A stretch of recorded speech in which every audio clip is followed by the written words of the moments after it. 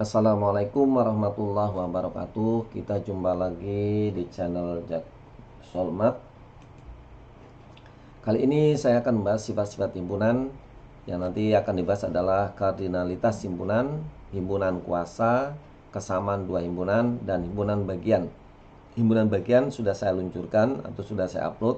Silahkan para pemirsa bisa melihat videonya, sehingga bisa memahami tentang himpunan bagian, karena himpunan bagian nanti akan dijadikan sebagai penyelesaian dari sifat-sifat himpunan tersebut. Baiklah, sebelum saya bahas tentang sifat himpunan, jangan lupa untuk mengklik like dan subscribe dan bunyikan loncengnya sebagai tanda notifikasi untuk mendapatkan video-video yang terbaru untuk mencari solusi matematika dengan mudah dan menyenangkan. Yang pertama, kita akan bahas tentang kardinalitas himpunan. Kardinalitas himpunan itu bilangan yang menyatakan banyaknya anggota himpunan. Jadi anggota himpunannya itu ada berapa, itu namanya kardinalitas, yang dinotasikan dengan Na. Nah, kardinalitas ini hanya digunakan atau berlaku untuk himpunan hingga atau himpunan yang berhingga. Sehingga kardinalitas itu terkait dengan himpunan yang berhingga, yang dimana nanti akan dinyatakan dengan banyaknya anggota himpunan. Perhatikan contohnya. Tentukan kardinalitas himpunan A dan B. Penyelesaiannya, yang pertama, himpunan A ini ada berapa banyak nih himpunannya. Ini namanya himpunan yang terbatas karena dibatasi dari 2 sampai 10.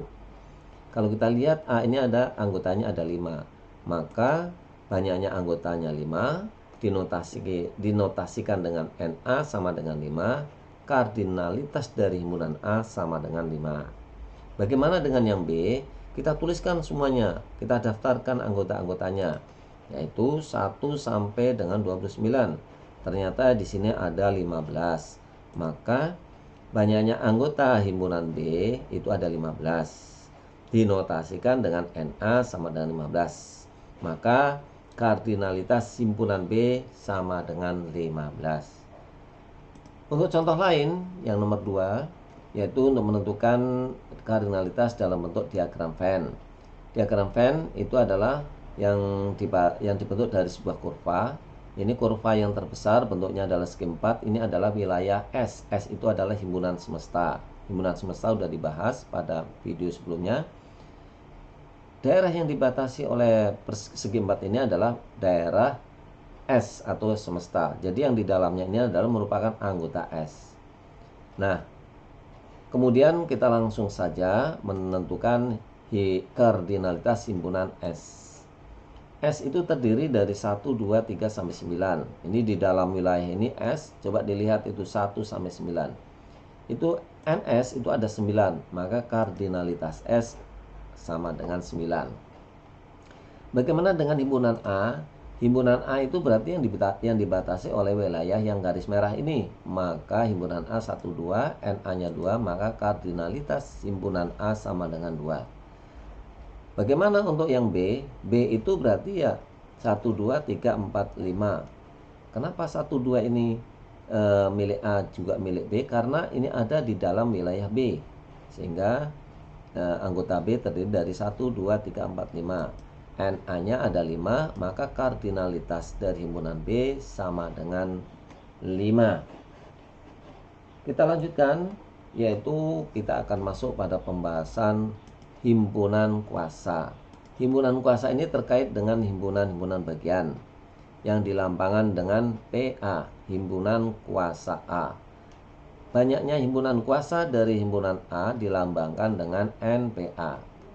Maka sebagai contohnya, jika himpunan B yaitu anggotanya 1, 2, 3, himpunan kuasanya dari himpunan B itu berapa? Nah, maka ini nanti kita gunakan dengan segitiga Pascal. Silahkan pemirsa bisa lihat di pembahasan himpunan bagian. Nah, ini adalah segitiga Pascal. Ini nggak perlu saya jelaskan kembali. Kalau ingin memahami bisa dilihat di himpunan bagian. Maka bilangan yang pertama ini banyaknya himpunan yang anggotanya 0. Jadi ada 1. Yaitu apa? Anggota bagian yang anggotanya 0 itu ada 1, yaitu himpunan kosong. Setelah 0 berarti di sini himpunan yang anggotanya 1. Ada berapa? Ada 3. Kita lihat 1, 2, 3. Himpunan 1, himpunan 2, himpunan 3. Karena ini himpunan B terdiri dari himpunan 1, 2, 3. Setelah 1 berarti himpunan yang anggotanya 2 ada berapa? Ada 3. Nah ini berarti ada 3, yaitu 1, 2, 1, 3, 2, 3. Yang terakhir setelah 2 berarti anggota yang banyaknya 3, yaitu ada berapa? Ada 1, yaitu 1, 2, 3. Maka himpunan kuasa dari himpunan A itu ada 8, yaitu himpunan kosong, himpunan 1, terus dihitung ada 8. Kalau ditanya banyaknya himpunan kuasa B berapa? Yaitu lambangnya NPB sama dengan 8. Baik, setelah ini bisa dipahami untuk himpunan kuasa, nanti bisa mencari referensi soal-soal lain. Kita masuk yang ketiga, kesamaan dua himpunan. Ini dibagi menjadi 2. Yang pertama adalah himpunan A sama dengan B. Syaratnya adalah jika A himpunan B dan B himpunan A. Ini. Jadi syaratnya ini. Kalau ini sudah terpenuhi, maka dia A sama dengan B. Kemudian kalau ekuivalen, syaratnya adalah NA sama dengan NB. Jadi banyaknya anggota itu sama, berarti ekuivalen. Baik, contohnya 1 himpunan A dengan himpunan B. Himpunan A 1, 2, 3 dan B 1, 2, 3. Kita lihat apakah 1 ada di B, ternyata iya. 2 ada di B, iya. 3 ada di B, maka ini A bagian dari B. Ini kalau kita lihat juga apakah anggota B ada di A, ternyata iya, maka B himpunan bagian dari A. Kalau ini sudah terpenuhi, A sama dengan B. Yang kedua, 1, 2, 3 dengan 3, 2, 1. Kita lihat apakah anggota-anggota A ada di B, ternyata betul. 1 ada, 2 ada, 3 ada. Maka ya, A himpunan bagian dari B. Apakah B ini ada di dalam A? 3 ada, 2 ada, 1 ada, maka ini ya. Oleh karena ini terpenuhi, maka A sama dengan B. Yang ketiga adalah 1, 2, 3 dengan 1, 2, 3, 4. Apakah A ada di dalam B? Oh iya, betul. Berarti A bagian dari B. Apakah B bagian dari A? Tidak. Mengapa? Karena A tidak terdapat 4 ini tidak terdapat di dalam himpunan A. Maka ini tidak sama. Kemudian yang keempat, 1, 2, 3 dengan A, B, C. Apakah sama? Tidak, maka bukan bagiannya, dan sebaliknya juga tidak, maka ini tidak sama. Yang kelima, A, B, C, D dengan D, A, B, C. Apakah anggota A sama A ada di dalam B? Oh iya. Apakah yang anggota B ini ada di dalam A? Ya betul, maka ini jawabannya adalah A sama dengan B. Jadi syarat untuk sama adalah ini. Oke. Sekarang kita bahas yang ekuivalen. Yang ekuivalen, perhatikan. Nah, himpunan A 1, 2, 3. Yang dilihat adalah banyaknya anggota. A ada 3, B ada 3. Apakah sama? Ya. Kalau begitu ini A dan B adalah ekuivalen.